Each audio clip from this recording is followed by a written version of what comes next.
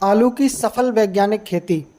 इस वीडियो के माध्यम से किसान भाइयों हम आपको आलू की खेती की संपूर्ण ए टू जेड जानकारी देने वाले हैं। किसान भाइयों, आप देख रहे हैं किसानों की पाठशाला यूट्यूब चैनल और मैं हूं आपका साथी पुरुषोत्तम कुमार। चलिए शुरू करते हैं आलू की खेती। इस वीडियो में हम आपको विस्तार से बताने वाले हैं कि आलू की बुवाई का सही समय क्या है, उन्नतशील वैरायटियाँ कौन कौन सी हैं, आलू की फसल में कब और कितनी मात्रा में सिंचाई करनी चाहिए, कब और कितना हमें खाद अपनी आलू की फसल में देना चाहिए, जिससे कि फसल की ग्रोथ के साथ साथ उत्पादन अच्छा निकल कर आए। इसके अलावा हम जानेंगे खेत की तैयारी, बीज उपचार, स्प्रे शेड्यूल के साथ साथ हम अपनी फसल को विभिन्न रोगों एवं कीटों से कैसे सुरक्षित करें। चलिए किसान भाइयों, सबसे पहले हम बात करते हैं खेत की तैयारी की। हमें किस तरह से खेत तैयार करना चाहिए जिससे आलू की उपज एक अच्छी निकल कर आए। खेत तैयार करने के लिए आप सबसे पहले किसान भाइयों गहरी जुताई कीजिए। उसके बाद कल्टीवेटर या रोटावेटर से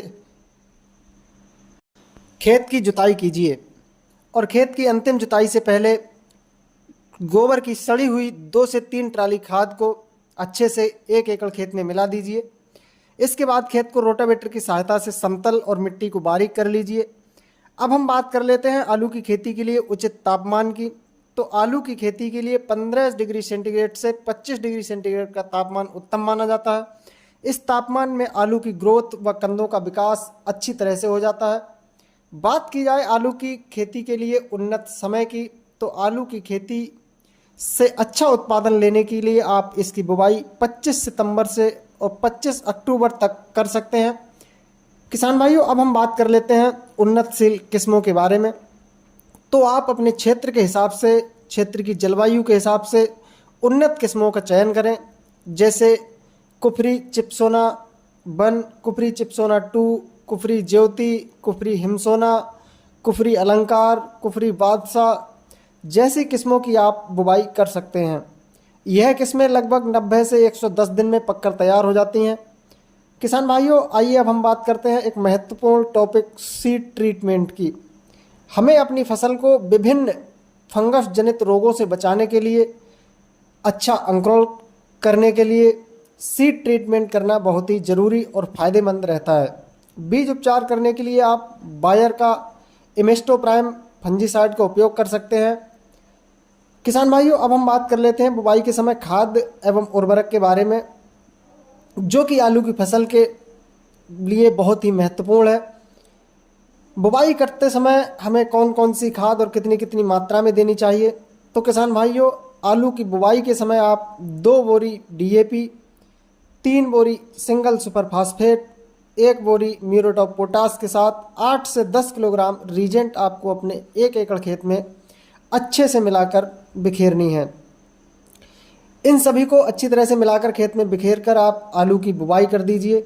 बात करें किसान भाइयों बुवाई की विधि की, तो किसान भाइयों आपको लाइन से लाइन की दूरी 40 से 50 सेंटीमीटर और बीज से बीज की दूरी 20 सेंटीमीटर और जो आपको आलू की गहराई यानी कूड़ की जो गहराई आपको रखनी है वो लगभग 6 से 8 सेंटीमीटर रखनी है।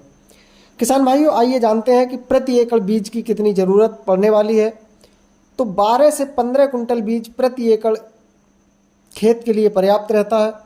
अब आइए किसान भाइयों हम बात करते हैं सिंचाई की।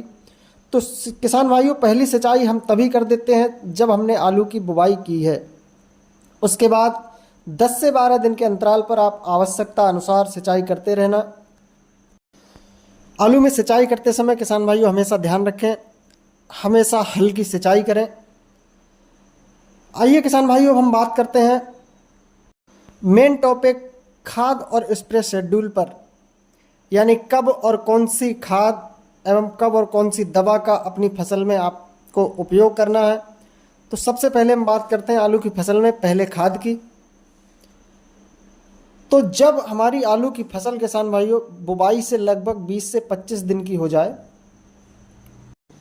तब हमें पहला खाद देना है और पहले खाद के रूप में आपको देना है 30 किलोग्राम यूरिया, 10 किलोग्राम आप सागर का ले सकते हैं, एफएमसी के एक प्रोडक्ट आता है फ्यूरैग्रो, उसको ले सकते हैं और इसके साथ 5 किलोग्राम माइक्रो न्यूट्रेंट। आप इन तीनों को अच्छे से मिलाकर जड़ों के पास बिखेर कर इसके बाद आपको सिंचाई कर देनी है।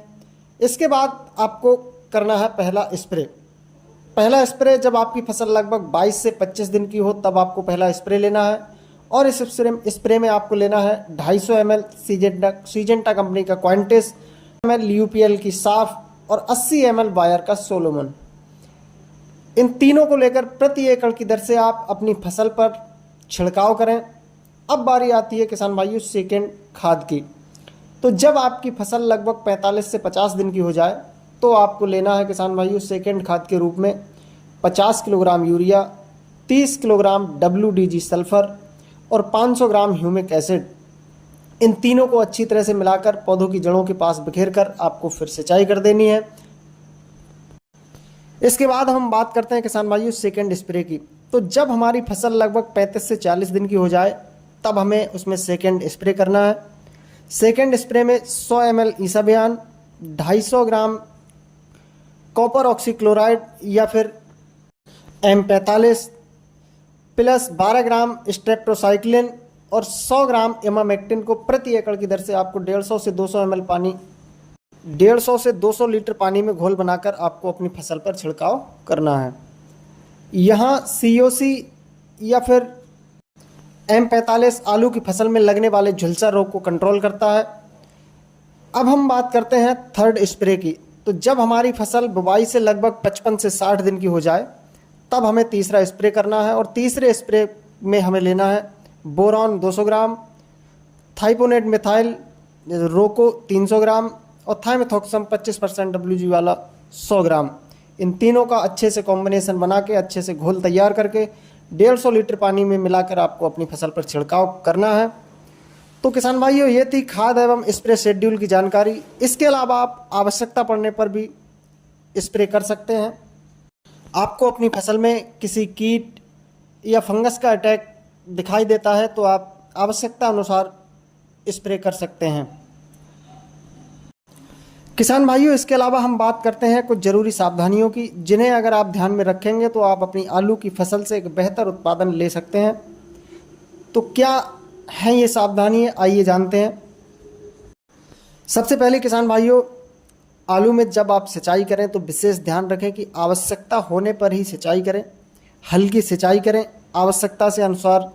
आवश्यकता से अधिक सिंचाई ना करें, जिससे कि आलू की फसल में जल भराव या ज़्यादा नमी होने से उसके उत्पादन में हमें कमी देखने को मिलती है। दूसरा किसान भाइयों, आवश्यकता अनुसार ही रासायनिक खादों एवं रासायनिक दवाओं का इस्तेमाल करें। तीसरा, बीमारी आने के पहले ही या हम यूँ कहें कि फंगस लगने से पहले ही हम उचित फंजीसाइड का अपनी फसल पर छिड़काव करें। हमें अपनी फसल में ये इंतज़ार नहीं करना है कि हमारी फसल में कोई रोग लग जाए तभी हम स्प्रे करें। हम प्रिवेंटिव में इन दवाओं का इस्तेमाल कर सकते हैं, जिससे कि हम अपनी फसल को लगने वाले इन फंगस जनित रोगों से बचा सकते हैं। चौथा किसान भाइयों, पाला पड़ने की दशा में फसल में लगातार नमी बनाए रखें, जिससे कि हमारी जो फसल है उस पर पाले का प्रभाव ना पड़े। तो किसान भाइयों ये कुछ सावधानियां हैं, अगर आप इनको ध्यान में रखते हैं तो आप अपनी फसल से एक अच्छा उत्पादन ले सकते हैं। किसान साथियों, जानकारी पसंद आई हो तो वीडियो को लाइक एवं शेयर जरूर करें।